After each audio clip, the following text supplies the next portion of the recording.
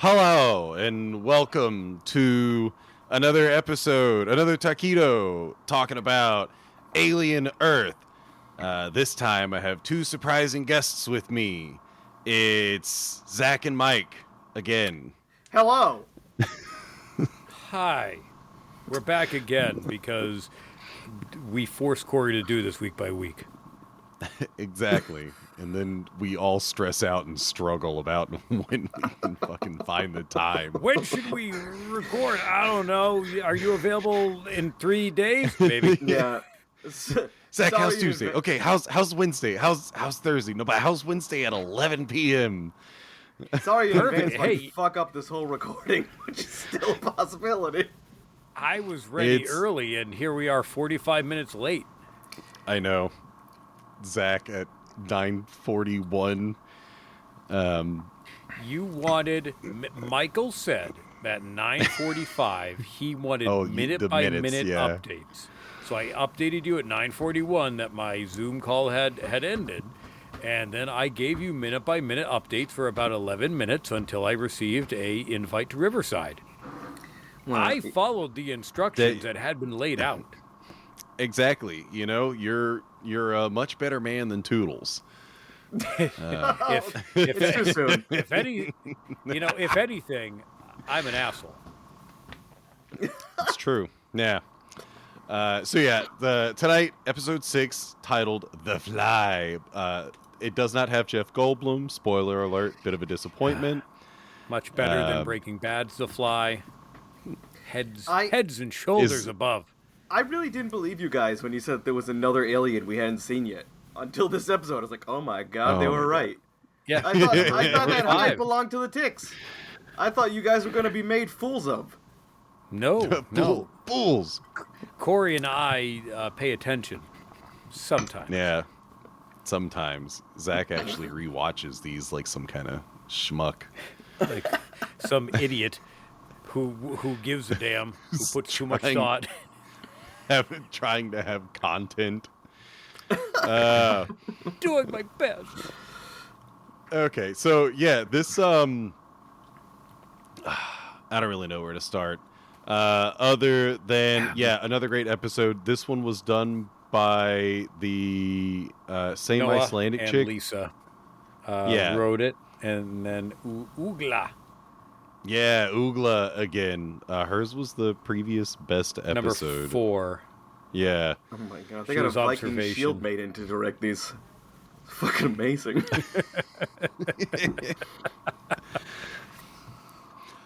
So overall, this is another... So this show made me realize something.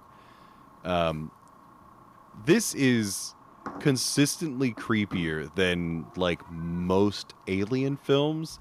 I think too many Alien films have gotten into that, okay, well, we're just going to make Michael Myers or Jason in space. And it's too kind of not enough happening, or just like all tension and, then it's just like payoff at the end.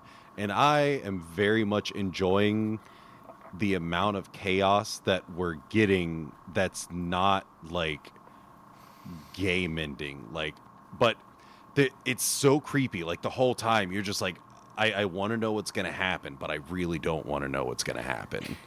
Yeah. Like, also, this because show, I know it's going to be creepy. They're going to use real makeup instead of VFX. This episode did have a fair amount of VFX, but that's also because we had a adolescent xenomorph that we see grow, which I think the estimation is like 24 hours for it to go from a chest burster to around a full size alien or less. Although we have seen it a little bit different. Usually we didn't see them grow up until Romulus. That was the first time we saw, what was it, a little hovel that it made in the wall, and then a full-size alien came out of that, and it was like, oh, well, that's neat. This one doesn't seem to have done that, or at least yet. Maybe it will, but it went from being like dog size to human size. Yeah, in Covenant we see a teenage xenomorph for the first time. When David is making them, and you see the one that it's like, it kind of looks like a xenomorph, but it's like 1/3 the size, and it does that little hug me pose. Remember that? Yeah. The take those with a weird grain of salt, Christ-like though. pose.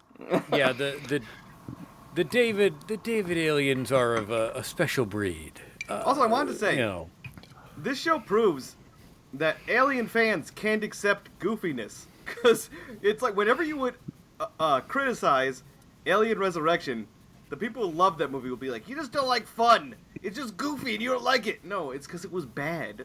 This show is goofy, but it's good. but it's good. It's not yeah. embarrassing. Yeah. Resurrection has points that I enjoy, but it is not my favorite alien film. It's the better of the last two of the original four. You know what? I'll say it's the better of the fifth one that was never made, so we don't know what that's like. So it's better than that, I guess. Yeah, it's one up from the one that didn't see production. Exactly. Yeah. So, yeah, this movie or this series, and maybe this is what the Alien franchise needed, because the movies have gotten. It's like they're weird for weirdness sake, and there is something of a staleness to it. I still enjoy the Alien films. Romulus was surprising because I think it was Red Letter Media named off like all of the things that it copied from every film, and they're like, it's literally just picking something from every film, and they made a great film based on that. And normally that's not something that works. But that aside, this, I think, it really is treading new ground. Other than Episode 5 just being kind of an alien movie. But even then, it is unique in its own right. But no, so this episode, we finally get a little bit more. It finally goes slightly deeper into what is really the difference between the hybrids and like a robot, or even a cyborg, a clanka. Yeah, that conversation between Timothy Oliphant and Morrow in the elevator was so good, man.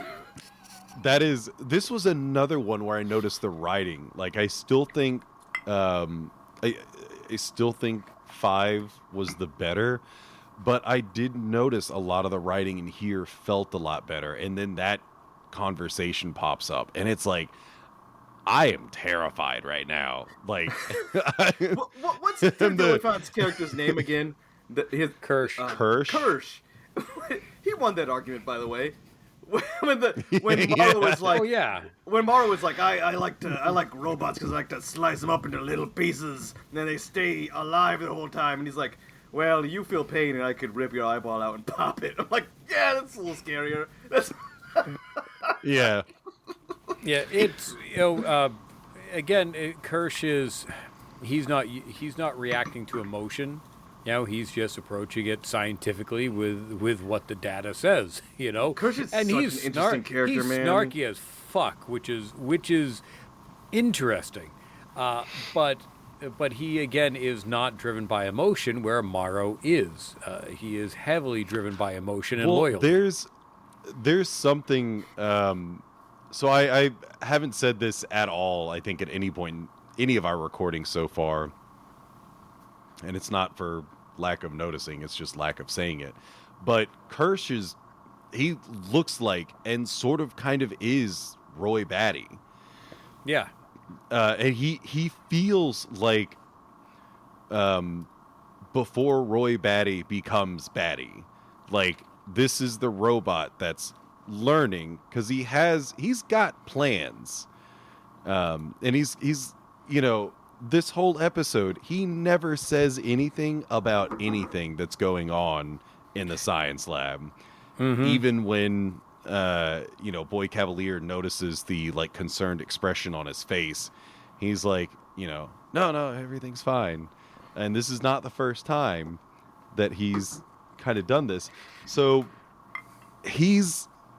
there is a thought in there somewhere. Like, he's got some type of a mechanical a programmed AI that can advance beyond, I guess, the commands that it was initially given. So he's like a step above a regular robot that like performs a singular function. He's like an iPhone 15. Damn it, that's too ahead of where I am. I don't know what it is. This episode sponsored by Apple. No. So this episode is kind of like a table setting episode for the next two episodes where everything is going to come to a head, and we're starting to see a little bit more chaos happen, partially by design and partially again because of just dumb luck, people making bad decisions, and Murphy's Law.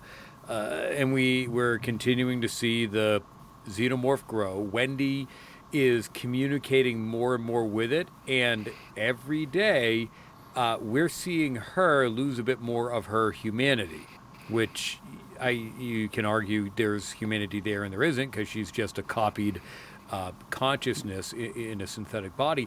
But she is starting to analyze more and more and look at humans as not something that she is or wants to be.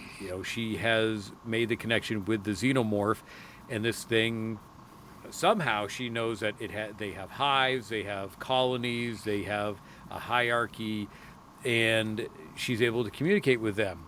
And they don't go around killing each other and backstabbing each other and being general assholes, unlike these humans that she is witnessing more and more that are doing their own egotistical thing. Also, I like that her and her brother... sorry. Did you have more? That's right. Go on. It comes up again later with her and her brother, her with Dame Sylvia, where you see it start to... I don't know if she has Isaac's laws programmed into her. Oh, yeah, Asimov's laws. Or Asimov's, yeah. Thank you. I would think kind of no. Kirsch does, because he's a synthetic, but she is human-ish. Yeah. And Nibs she didn't hurt Dame Sylvia, but she did. She did. It was like a threatening gesture. She had her hands around her neck, yeah. So, but I think that Wendy would be the one that would have less, because that's kind of the constant conversation. Like in this one, even Dame Sylvia, like Wendy asks a question or makes a comment about being different and special than the others, and Dame Sylvia is like, "'Cause you are." Like, just straight up tells her, like, you are not the same as the other ones. But also with that, I don't know how much of it is her playing the psychologist and trying to de-escalate, trying to just walk her back into a less aggressive, accusational stance, which Wendy was taking, not physically, but just she was accusing Dame. I mean, we're ahead of where we should be, but it's a good episode overall. This is really a setup episode that had some action in it. Yeah, and I mean, I don't like as far as being ahead, I don't feel like we have to do like the play-by-play, because especially this has so many distinct, like singular, unique things to talk about. Speaking of the brother, I am kind of loving, like, I am enjoying how fucking dumb he is. I was going to say earlier is that I like that Wendy and him have switched places as to who's the, like, dumb kid. Because now he's acting like a child. Like, she's like, maybe I don't want to stay here. Maybe I want to, like, make my own decisions. He's like, well, we could be a family. It's like, when he says that, you're really, like, you're like, cringing as you're watching. You're like, come on, dude. You have to be smarter than this. I just want to sit down and watch Ice Age with you for the next 2 years. Yeah. And when he says it to Kirsch, and Kirsch is like, dude, she could be, like, inventing light speed travel. Which I'm glad that they brought that up. Because I feel like it was foggy in the Alien series whether or not they had light speed travel for a lot of people. I'm glad they just blatantly said it. They don't have it.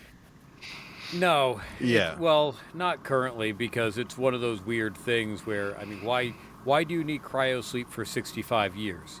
Unless with your light speed, you're unable to utilize the theory of like Star Trek, where they have their inertial dampeners that maintain a constant speed and time. What a fucking nerd. Whereas as you I know.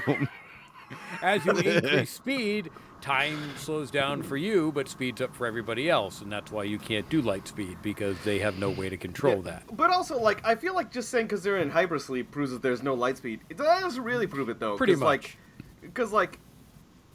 Even going light speed, it still takes fucking forever to get anywhere in our universe. Like, how many light years away is the Andromeda Galaxy?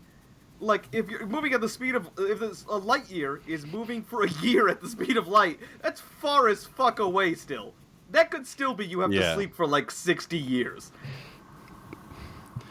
So the brother wants to take her out and take care of her, which I think is hilarious because he now owes Boy Cavalier, Prodigy's company, a shitload of money.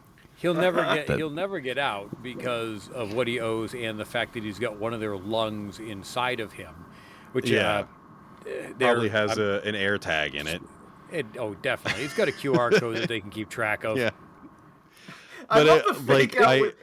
Did anyone else get the feeling that a worse show would have had the brother get face hugged at the end? Because I love that there's a fake out where I forgot the kid's name. Curly? Is that his name? Slightly. Yeah. Curly is the other girl. That's right. Yeah. Curly is the girl with curly hair. Yeah. Slightly transparently tries to trick him to follow him, and he's like, that no. was so weird. And they just walk away. They're it's like, for Wendy. He's up with him. Real quick, I do want to say that again. The adults acting as kids are doing an awesome job. Every one of them. They are. Nibs wakes up because she had to have her mind wiped due to corrupted data, as Dame Sylvia puts it, which her husband refuses to do and ultimately gets fired and told that he needs to leave or he'll get shot. Yeah, great work, Dame Sylvia. Your husband ended up in such a great position because you had no backbone. You fucking idiot. She did not intend for that to happen. I'm sure Dame is she's not gonna make it out. I think she's also gonna get bited at some point. I don't think, because I get that this is not hard canon, but there's no mention of Prodigy, so I am still expecting all of this to get fucked up and the island to get nuked. Well, I maybe, but again, we've only ever focused on Weyland-Yutani and the Hyperdyne synthetics that they use. Yeah. Those are really the two main companies that we have known about for the IP. When Nibs wakes up, she seems fine, but quickly begins to have another mental breakdown because Wendy starts to question her about everything. Yeah. So this is an interesting point real quick, because Brenda's biggest complaint about Blade Runner, the first time she ever watched Blade Runner, it was with my dad, me and my dad, and in Brenda the is Corey's beginning cat for the listeners. Yes, it's my cat. Wait, I thought Brenda's mom listens. Yes. Your cat's We put the speaker listens? on in the litter box. Oh, that's the only place? Amazon Alexa, play shit, and it either picks my podcast or your podcast. Oh, gosh. I wish we were at least at shit level. Yeah, we're in the very beginning. They do the descriptors of, replicants going rogue because they are kind of human and they realize they were given such a limited lifespan. And we're 5 or 10 minutes into the movie, and Brenda's like, all of this could have been solved if they just lied and told all of the replicants that everyone lives 4 years. But they told the replicants you only live 4 years, which is different than everyone else. And to the same point, why did nobody tell anyone that Nibs is going to be a little bit different? because when Wendy starts like hounding on her, I'm like, dude, a very quick conversation ahead of time instead of letting her figure this out now. Yeah. Like, cut it off at the pass and be like, hey, there was a problem. You know, there's a glitch. This is, you know, new hardware. So, like, this was just a weird thing we encountered. She's going to be a little bit weird. Don't press anything on her because, like, she might get scared or freak out or try to kill you. This is continuing the franchise. The thing of the franchise is the constant thread that scientists are fucking idiots. They just every scientist in Alien is a moron. So here's my devil's advocate approach would be they're not going to have that conversation because unlike a robot that would go, okay, and follow instructions, these are kids that are naturally inquisitive that may start to piece together and go, wait a second, if you erased part of her memory, could you do that to me? Would you do that to me? And how do I trust that you won't do that to me or I won't have an issue? You know, especially with Wendy, who had a injury while fighting a xenomorph. So she already had something happen. So is she going to start to question? Have they addressed that to Wendy? We just know that Wendy came out of it and knew there was something wrong with her hearing, but I don't know that Wendy knows what Wendy did. Because every time they talk about that fight, it's like behind her back. Even at the beginning of this episode, they're on the other side of the glass. No, they haven't. They haven't addressed what she did, what protocols may have kicked in, why she was able to take out a xenomorph, or maybe she was just able to take out that xenomorph because there is something special about her, and the xenomorphs know that. We still don't know. They're still ambiguous about that. But my counter argument would have been that is. While I would have gone that route and been like, hey, it made up an excuse, don't press nibs on this, probably the concern was, if we say that, they're going to start to question and wonder, and then we're better to just leave this alone and then hope that nobody ever asks her anything about anything. It is kind of damned if you do, damned if you don't, sort of. Because you're either like going, okay, the kids are going to think she's weird for a while, and that could potentially be a problem, or you're going to be like, hey, kids, we can fuck with your brains whenever we want. We can just go Control-A backspace whenever we want with your memories. And let's see, Slightly does a great job acting fucking weird the entire time as he's struggling with the pressure that Morrow is putting on him to get someone impregnated by a facehugger so that he can save his mom. And which leads to the best third act of any episode in the entire season, I think. His nervousness of just being like, hey, you want to come with me? And saying all the weirdest shit that, like, children will say when they want you to do something.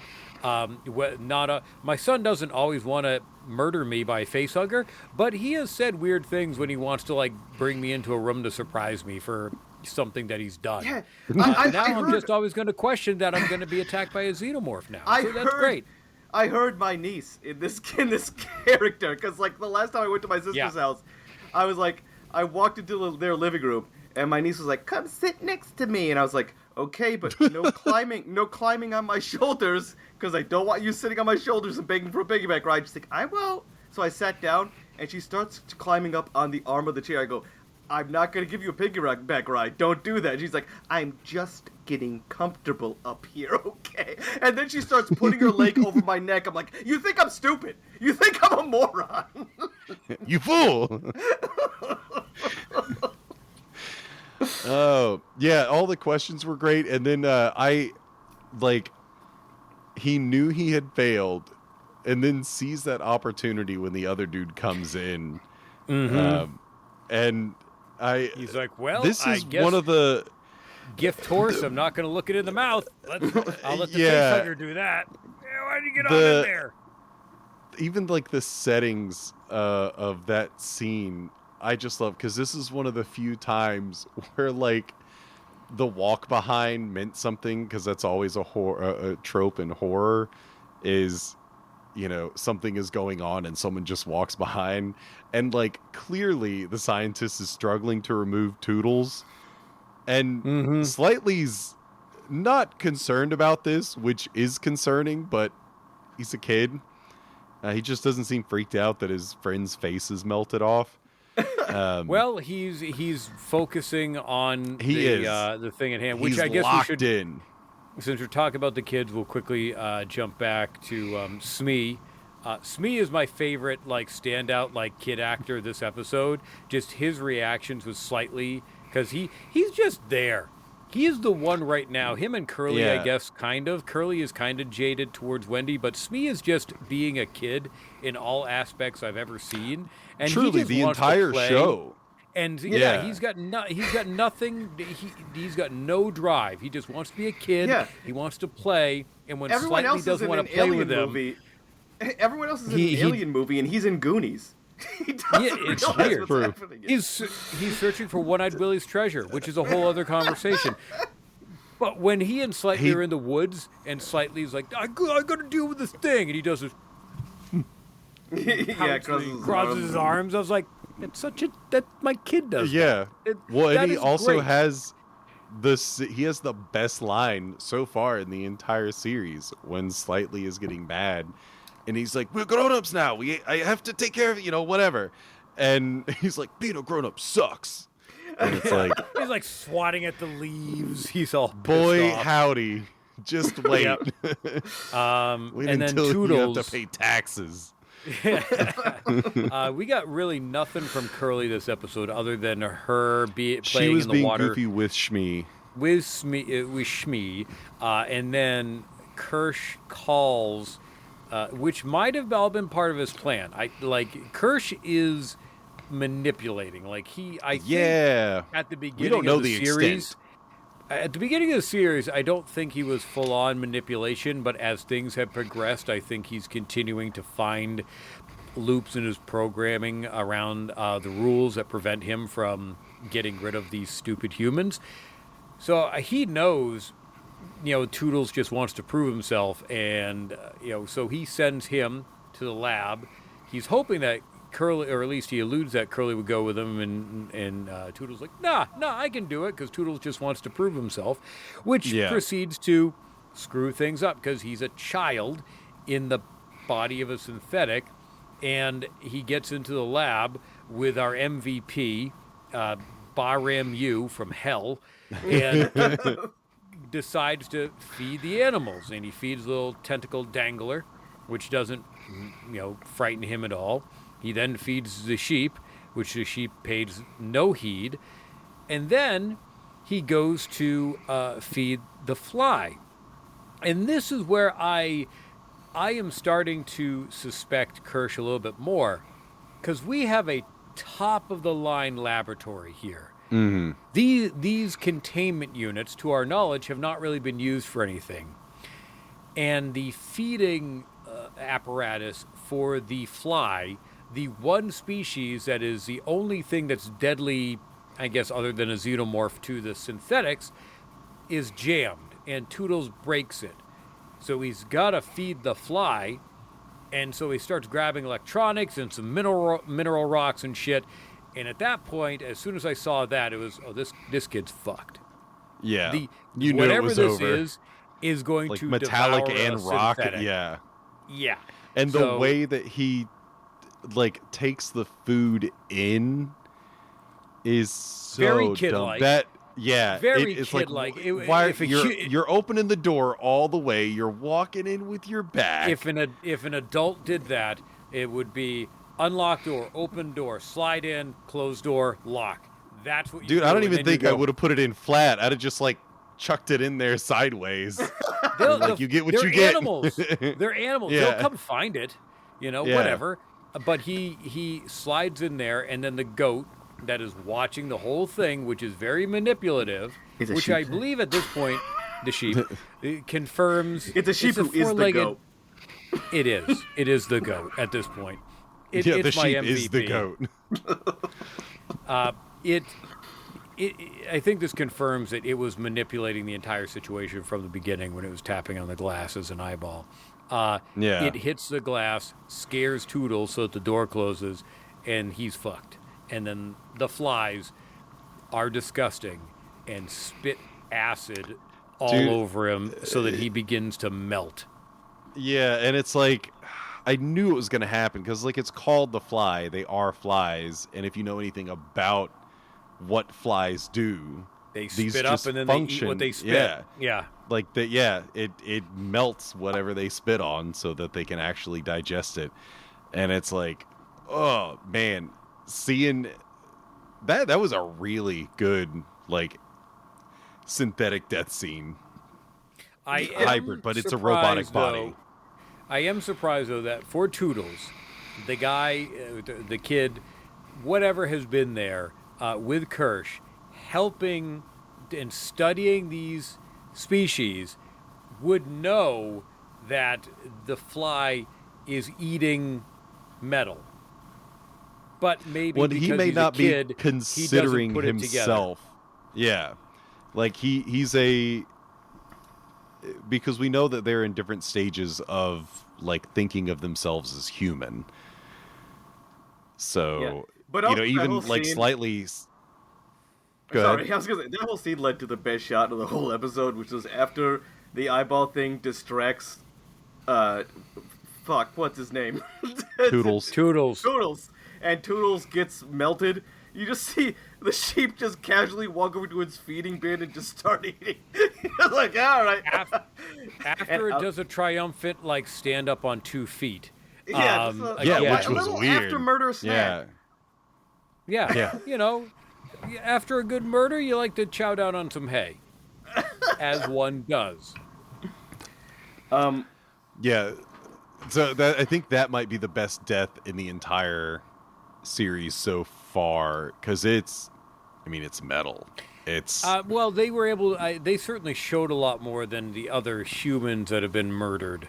And probably they did that because it wasn't blood and guts. Except for that guy who got the xenomorph little mouth through his fucking jaw, which was horrifying in episode 2. We saw after the fact. We saw his body, like, whipping around and then, like, guns going off, and then we saw the after the fact. But oh yeah, he's got a hole in his face. Also, I gotta tell you, during the scene where he was feeding all the little aliens, I was also having an encounter with a dangerous beast that could kill me, because I was petting my cat. And I realized, and she had, like, this knot of fur on her back, and I grabbed some scissors and very carefully cut the knot of fur off of her. I'm like, if I do this wrong, she's going to fucking murder me. So I was having that tense real life situation as I was watching him feed these aliens. It went great, by the way. She's such a good kitty. What a good girl. What a good girl. I did my only note, just real quick, my only actual note for the Toodle scene was "fuck this fly." That's it. That's all I wrote, because that was fucking creepy. And there's at least 2 flies. Yeah, at least 2, and it's like they're clearly feeding and growing, because even their nest is now, it's got like a stalactite stalagmite kind of situation. Where they show there is a lower process, like, there's stuff oozed down and it seems like something's coming up, so they seem to be doing fine, kind of like the ticks. Like, the flies don't give a fuck where they are. They're doing great. But Zach, what was your next point? I was going to say, because we've been chatting about the island, we actually get a small segment of outside Game of Thrones politicking going on with Boy Cavalier and Yutani as a attempt to negotiate the release of cargo in the ship, where Cavalier shows up in his not giving a shit ways, no shoes, putting his feet up on the table. Yeah. Another foot shot. Fucking Boy Cavalier. Another dirty foot shot. Tarantino's like, how do they do it? Genius. And we've got every episode. We've got an arbiter there. We've got Kirsch and what is it? Adam? Did Adam? No, Adam was on the island. Someone else go. No, he was there, right? Kirsch and Adam went with Boy Cavalier. No, because Adam was. No, I swear he was going to bring over because at one point he Boy Cavalier. If he was, says, he didn't say anything. He did not say anything. No, Cavalier and Yutani did all the talking because Mara was there, and then also from Yutani, like one of her guys that she had with her when she originally met with Morrow. So Yutani and Boy Cavalier and the Arbiter did all of the talking, where it was, we're going to discuss the return of your property, and then it became a back and forth of, this landed here, but, it could have been negligence. The pilot could have been drunk, which leads me to suspect that Morrow has not told Yutani, like, what actually happened, and that Boy Cavalier was behind the whole thing, because Yutani says shit about it. And Cavalier is able to argue, I'm just going to keep everything. She's like, no, I'll give you 20 billion or million or whatever to undo, to pay for your shit. And he's like, no, I'll give your little, you've got animals. Oh wait, no, yes I do, but they're gonna go to the station, right outside of Earth, which we have seen before. I'm guessing that was the same one from Aliens where Ripley was when she came back, because that was a Weyland Yutani station. Yeah. Oh yeah.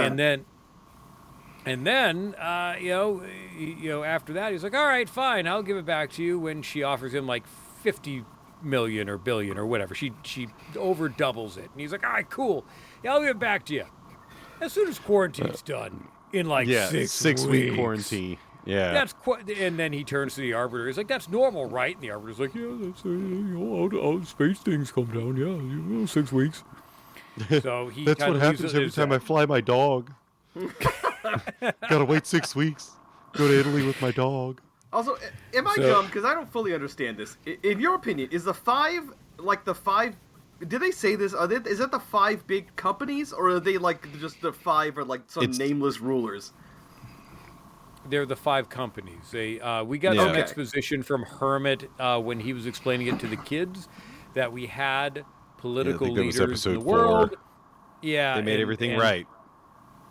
Yeah, there was war, and then they made everything right, even though there still is war between the 5 companies. And they went through them all, Weyland Yutani being one of them. Prodigy is the newest, Hyperdyne, which originally was going to be Cyberdyne because of James Cameron in Aliens, but they didn't want to, I think, because of, even though James Cameron had done Terminator and everything, they were like, yeah, no, we have to name it something different. So they named it Hyperdyne. And then the other 2, I can't remember. Yeah. All the politics. I'm sorry, people would not have shut up about the joint Terminator Alien timeline if they had called it Cyberdyne. That would be what all of the conversation is about. There's Dark Horse comics that already cover Terminator versus Alien versus Predator. Don't worry. It's all out there for your reading pleasure. That sounds dope in the stupidest way possible. Politics, one of the interesting comments was Boy Cavalier says something about making trillions, and Yutani says like, "Oh please, I'll match financial reports any day of the week," something like that. And it's like, Prodigy does have a lot of money, but are they making money? Because they're still a fresh company. So I like this kind of... Because he is also young. He is a genius. But he is himself also very young, which shows... I don't think I commented on this in episode 4, but it kind of needs it now. He's fucking obsessed with this whole Peter Pan thing. Yeah. Obviously, everyone's name... It gets creepier. Yeah. Yeah. When they start talking about Peter Pan culling the Lost Boys, which is something you never talk about in that book, which is one of the creepier elements from that book. It's still, I think it's technically still debated whether he actually kills them or just shuns them from society, from the Lost Boys society. I can't remember if it's actually distinctly said that he kills them or not. I know that he lowers the population of the Lost Boys one way or another, either by kicking them out or killing them. So I think it's open to interpretation. Either way, it sucks for a Lost Boy that apparently continues to grow up. Yeah, I thought they were just eternally young. No, he just keeps killing them. Not in the original book, they're not. You continue to grow, and then you get murdered by a kid. Or a psychotic ginger. That's going to come back into, again, whatever PTSD he is dealing with from the person that he lost, mother, sister, father, whatever it is. It's going to tie back into that he just mentally never went beyond, and he hyperfixated on Peter Pan for some reason. And it'll come out at some point. Well, and on the topic of like hyperfixation on past traumas,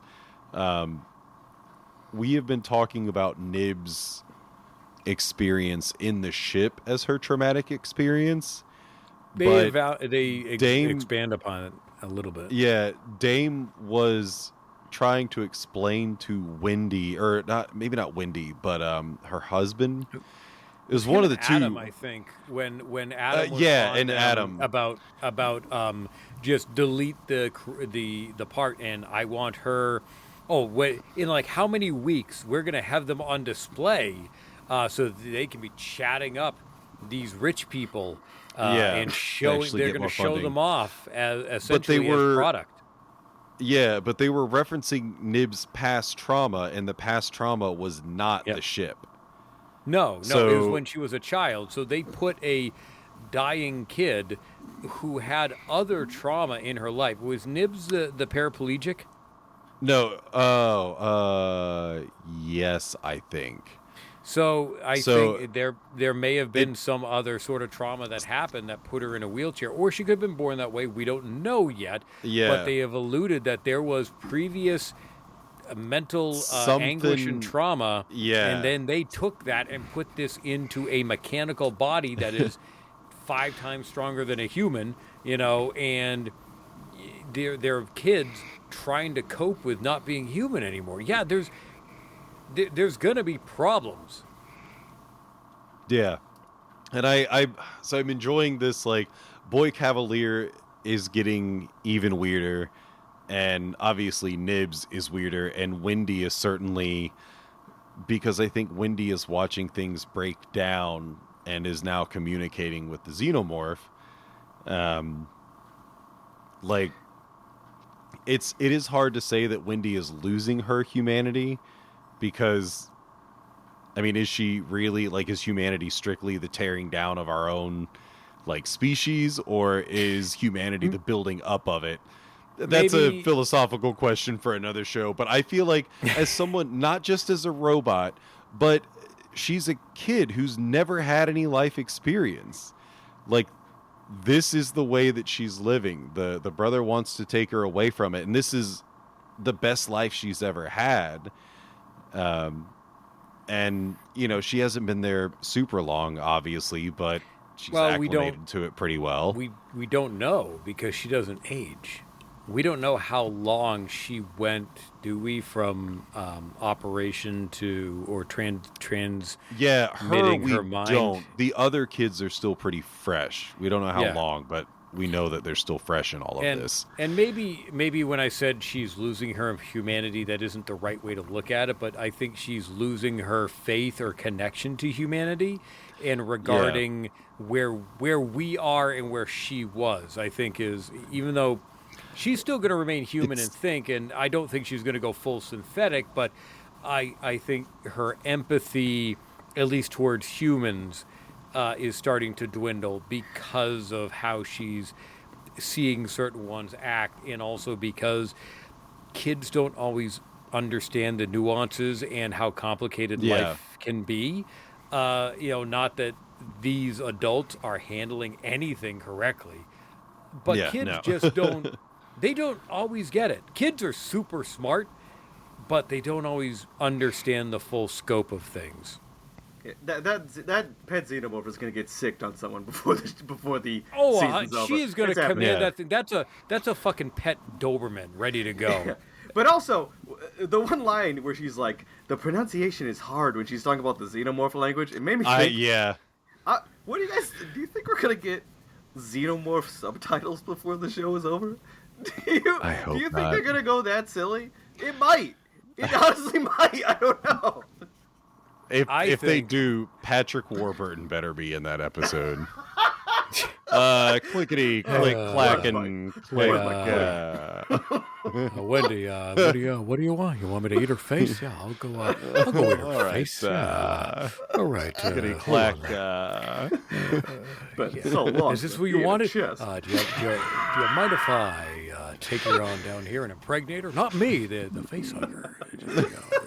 It's always suspicious. I'll get joy. Yeah, hold on. I gotta the face hugger, the doctor's face hugger, the face hugger specifically for the doctor. That face hugger. Excuse me, I'm gonna spit up all over this body. I gotta make a hive. I want them to go full Godzilla versus Gigan and have overdubbing. Oh my god! But I hope they don't, because I still think the things that I hate the most. What is it? Alien 3 and then Covenant both did Alien Vision, and Alien 3 did Alien Vision. Covenant, yeah, because they did the wide angle. Covenant, I think it was Covenant, but because they had like almost like the TV noise. It was terrible because it's basically just like regular wide angle footage, but with like static or like the bacteria in your eye that looks like worms. But it's like floaters. The floaters. But it's like They're is everywhere. I don't want to know how the alien sees. I want it to be a mystery. The Predator is okay because it's technology. Like we're not seeing what the Predator sees. They also showed us our own tech. But they also showed us in movie 1. They established that for the Predator, and they also made that part of lore. It's like, it can see us because it sees our heat. So that was kind of built into the because main of the helmet. story. We're seeing the helmet. Yeah. We're not exactly seeing its sight, well, and one layer. We did at the end. True. Yeah. You can't. If you play the Alien vs Predator games, they show you Alien Vision, and it They sucks. do. You see. Oh, that's right. That's been aura. so long. Yeah, you see auras. Everything you can goes see when like the human's negative. upset. So the Xenos are fucking hippies. Exactly. You can be like, this guy's having a good Yeah, day. you've got like and a then you eat his really head. red aura. This guy's having a bad day, and then you eat his face. No, this guy had a fight with his wife, and then you eat his face. What have I done? First Patrick Warburton, and now hippie Xenos. Oh my god. Wendy, your aura. It's really lifting me off my feet. No. Well, he wouldn't. Wendy wouldn't have an aura. You don't know that. It could be robot. It could be She's chrome, a synth. shiny and chrome. Those goddamn clankers. That just sounds like a Robo Racist could totally be in a Hanna-Barbera cartoon. It's Robo Racist. It's one of the villains in the Jetsons universe. What a fun villain! Jetsons. Just saying slurs on Like the show. How can she be watching this? First he hates his boss, and then it moves eventually as the show goes on, it moves over to Robo Racist. The Jetson show, famously known for having weekly boss enemies that George has to deal with. If they had a good showrunner, maybe. Like the Flintstones.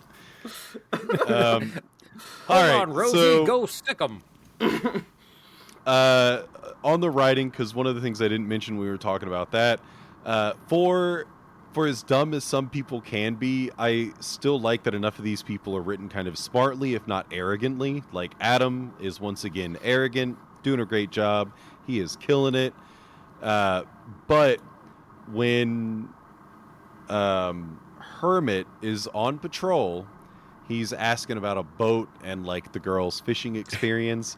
And Hey. I loved it when she's You like, guys like just boats? turns around and she's like, whatever you're thinking of, stop it. Stop asking me about boats and my history with fishing and like my familiarity with them. Just stop it. You guys want to go sailing? You guys like sailing?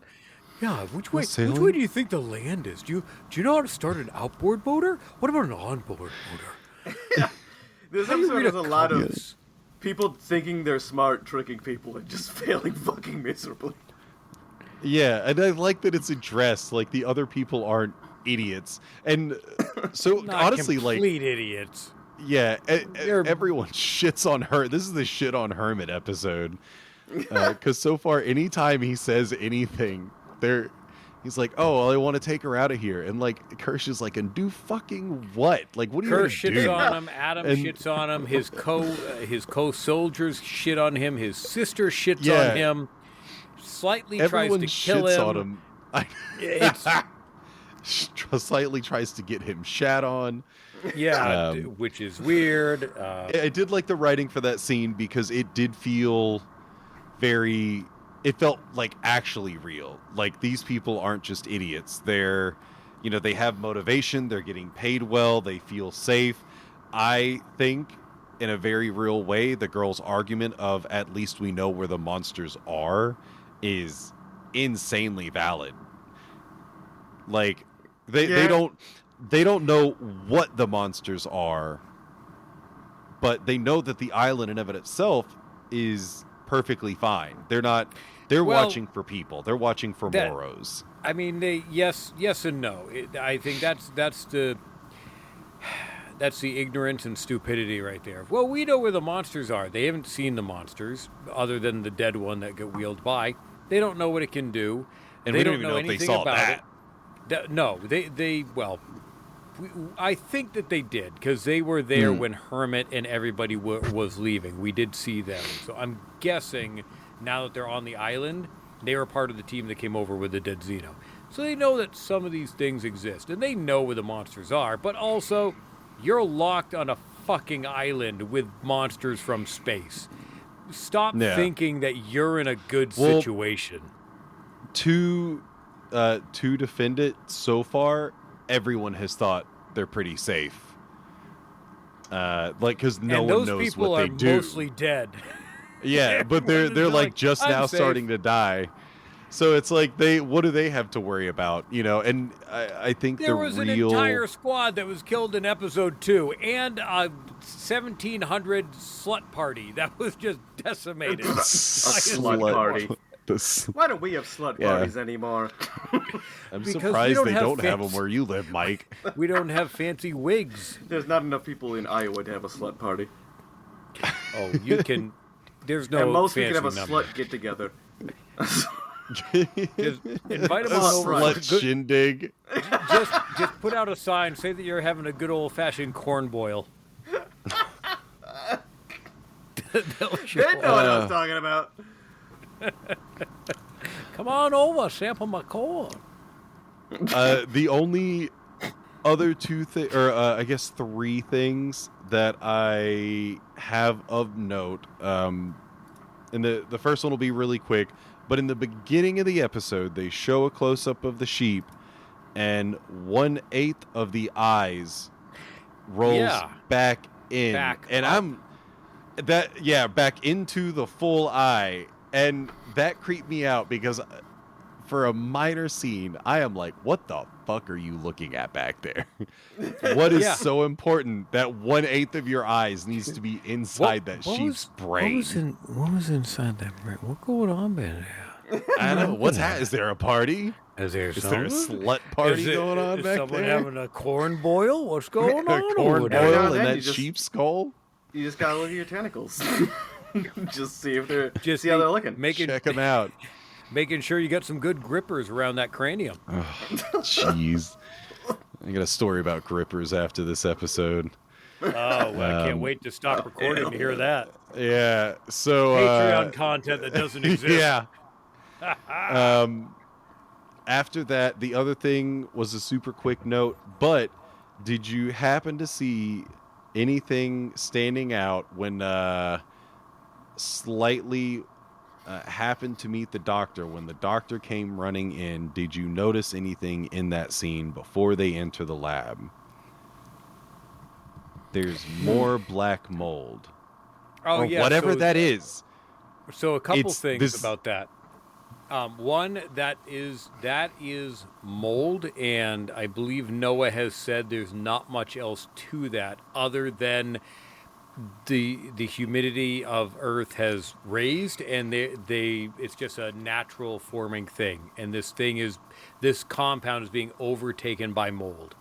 It's everywhere and spreading. That's what he could be flat out lying. But that's what he had said in a recent interview. That it's just the whole mold. Red herring. Possibly. But also, I was going to say that Arthur is the dame's husband. Okay. Arthur gives too many shits. He was fired and was going to be threatened to be killed if he didn't leave the island. Hermit comes and sees him because he senses that he's also a nice person. And then, conveniently, while on camera, is like, sure, your sister's safe. Come here. Dude, so you can look at her vitals. Look at her vitals. Yep, she's got a good, strong pulse. Look at her big, busty vitals. Look over here. This guy's fine, too. He's got a good throbbing vital right there. It's great. Types to Hermit that he needs to get Wendy the fuck off the island. Gives him a boat code, and then shuts down the remote tracking, so that Hermit is going to be able to somehow. Which I was like, no one else Wendy. Can see this. No, they don't have like alerts built in. He blocked the camera. He blocks the camera, but why was there when Toodles dies, and we don't know if he's dead because we don't actually know anything about the process. We don't know if his brain is you never knowledge know is stored anywhere. Do they have a cloud? Tell me they've got a cloud. It's got to be uploaded to the cloud.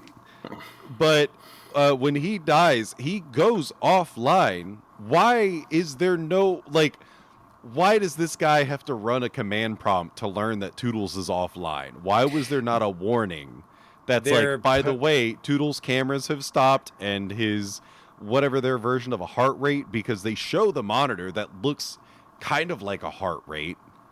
It's weird. It's kind of at like an angle that shows little mountainous stuff. I'm gonna chalk that up and answer that to you. Arthur was fired and wasn't fucking paying attention because we saw Toodles on camera in trouble. We saw Toodles die on camera. Arthur walked back past the camera with Toodles' body on it and did not see it. But so my question is why was there nothing built in to warn them when a camera goes out or when one of their synths just stops when they are actually monitoring them, but when someone reaches zero, no audio, no video, super easy. We're still in alpha. A wizard did it. Yeah. We're still in alpha. We haven't gotten to beta, Corey. You're talking about beta process. We're still in alpha right now. But also, it's going to be forever before we hit Sigma. We haven't even rolled this out to the public, all right? We're still in a trial period. And we're still working out the kinks. Sure, a kid got acid on his face and melted. Who hasn't that happened to? I mean, not to my kid, but I'm sure somewhere it's happened to a kid robot. Yeah, it's a thing. But also, I think a lot can be explained away with just the analog future. That's a great thing about analog future. They have shitty equipment. They do. It's the future, but everything is crap.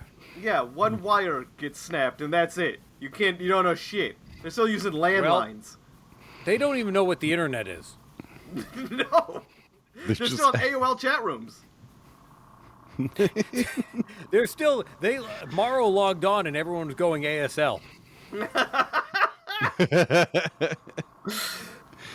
Oh man. Okay, the only other thing in this, one of y'all might be able to answer this, but the camera angle they show with Arthur entering the room, it's kind of pulled out. Is this the first time that we see the teddy bear logo on the floor since Wendy's weird dream that was possibly real? Because I was don't wondering the same thing. think they've showed the floor.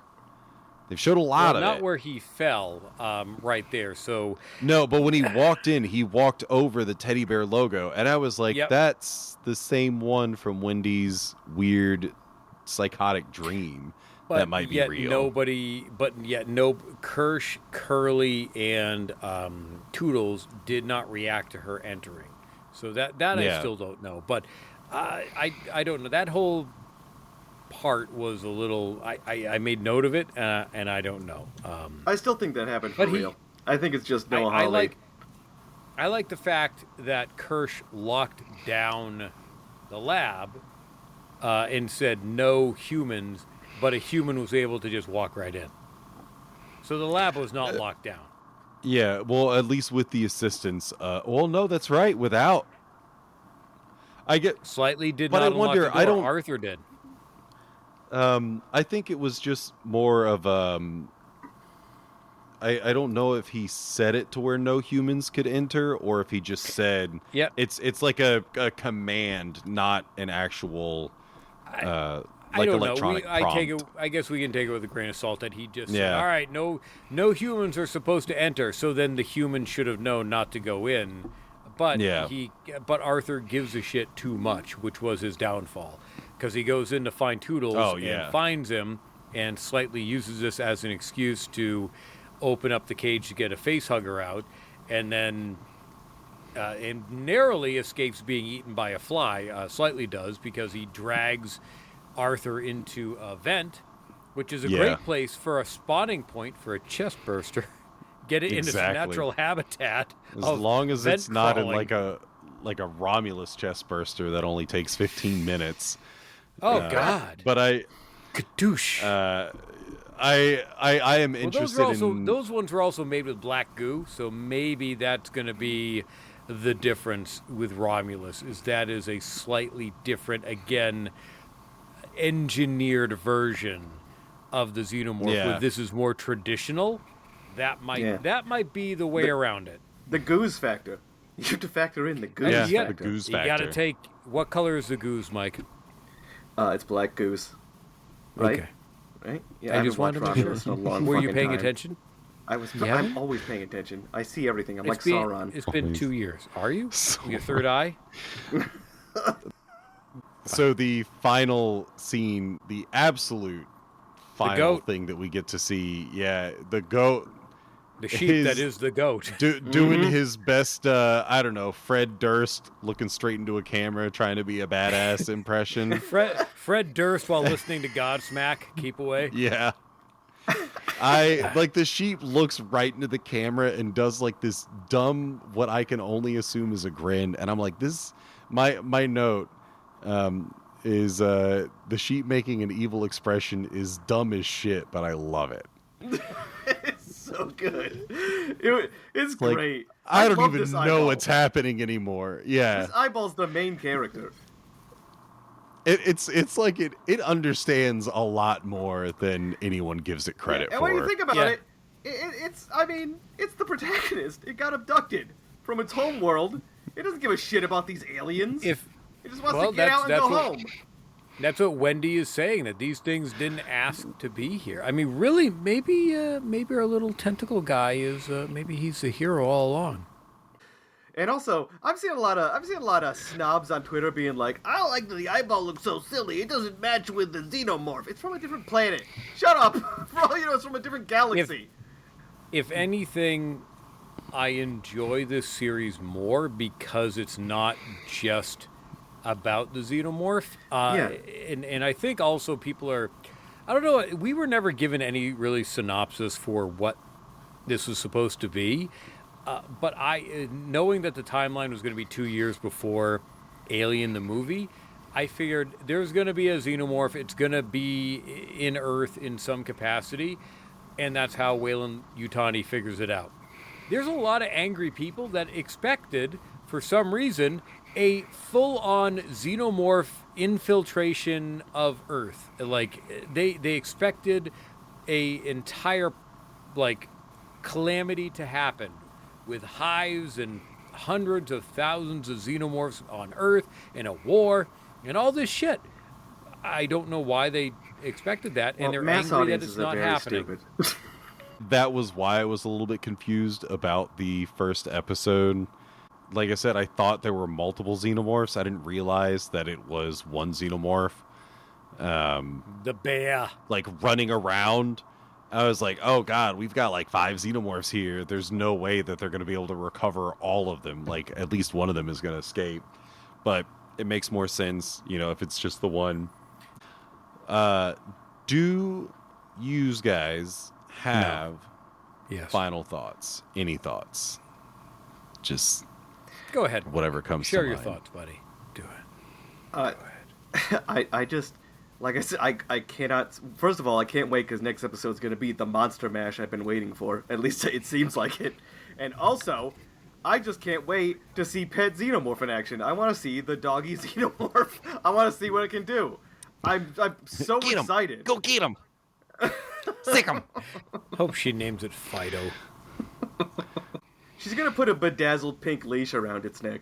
Just watch. She already. It's gonna fit in her purse. Well, not anymore. But I bet she carried it around in a purse for a while. She's gonna discipline it with a squirt bottle. No, bad. No, stop. Bad. This is my emotional support. Zeno. Go wherever I go. I'm about to see a little Xenomorph Pomeranian. Just make it like have a little poof on the top. A little purse dog Xenomorph. Exactly. Zach, do you have any final thoughts on this episode? Anything that we missed? No, we covered most everything. Again, I think it's a good table-setting episode. I think the next episode is going to ramp stuff up even more before the climax. And I think we're going to get... I'm expecting us to get a bunch of shit next episode with a nice cliffhanger before it all comes to a wrap-up. To my knowledge, this season has not been renewed. So I don't know if Noah has shot it as it'll be open that they can continue it, or if this season would end and then if they ever get renewed, they'll do something completely different. Yeah, I don't know, but... You say that, and it's like all I can think of is the fucking Jurassic Park thing where... They're like, okay, we're going to leave it on a cliffhanger to where maybe something can... Like, this story wraps up, but maybe something else is going to happen. And in, like, a decade, they're going to be like, yeah, but there was another island. There's Shut the another fuck up. With Lost other World Alien Park. Eyes and other flies. There was actually another ship that crashed, and we put them there, too. Yeah, twice. Because... I like it. It's a good series so far. I'm excited to see how it ends. Again, good setup episode that's got a fair amount of character expansion again. Yeah. I don't really have much complaints. Yeah, this is also the second highest viewed episode so far. The first one was episode 1 at 0.589 million U.S. viewers, and then this is 0.478. Where's the previous, like episode 5? Surprisingly, only at 0.361. It's actually the lowest. That needs to be like double. I feel like general consensus, anyone I speak with says this. Yeah, like literally. Jose from Cinema Villains texted me. He's like, okay, before I listen to this episode, I just have to say that was the best Alien movie that we've had in like 30 years. And that's what you both said after you, Corey, said that you didn't want that. And I think, Mike, you said you didn't want that either, right? Yeah. Yeah, I thought that was a prequel episode. Bad choice. Yep, and then you both came back. You're like, wow, this is fucking great. But and it worked because it didn't focus on the Xenomorph. But also, it could have been awful. They could have fucked that all up, but I think they did it just right for the most part. I think 5 is still the best episode, and they handled it about as good as you could have. So yeah, this episode is good. I feel like this is everything that episode 4. Like, I had some issues with episode 4. Episode 5 was like, okay, this is great, but it's not linear. So episode 6, The Fly, to me is like, now I'm much more comfortable in what's about to happen. How many episodes do we have left? Do we know? 2. It's just 8 total. Damn. Yep. Yeah. It's going to drop on the 16th and 23rd. Man, yeah. And that's it. Sad. Yeah, gents, where can we find your content, your alien abduction related content? Oh, Michael, where can they find that? Neatcast.biz. Or it might be com. I think it's .com. The Neatcast. Oh, the Neatcast. Yeah, that's what I meant. Yeah. Because unless you forget, that's actually the name of your show, is the Neatcast. Oh, I get it now. I get why that's the website. Okay. All right, yeah. Good job, Zack. So yeah, this is still my one time to plug. For the month of September, I am raising funds. I'm doing something called the Great Cycle Challenge, which is partnering with children's cancer research. And my initial thing was I was going to raise $500 and cycle 200 miles. Well, I reached my $500 goal in 5 days.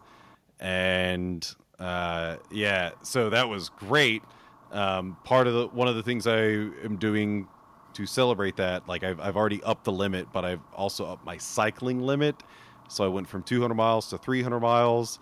I did 50 miles earlier this morning, just in one go.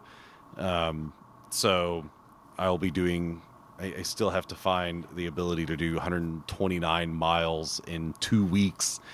But yeah, I'll have a link to that if you're interested in donating. Yeah, children's cancer research done by Great Cycling Challenge. Also, if you want to find me, Toynbee Podcast anywhere on social media, and The World is My Burrito. Well, if you're listening to it, you already know where the podcast is. The World is My Burrito anywhere you listen to podcasts. All right. Thanks for listening for another week. As is expected, the listens per episode go steadily down. It's like dropping. The Fly. Yeah, exactly. Dropping like the fly. But thank you again for listening, and we look forward to filling your earballs once again next week. Until then, we are out. Goodbye. Earballs. Bye-bye. Earballs. Earballs? Your earballs. Earholes. You can have earballs.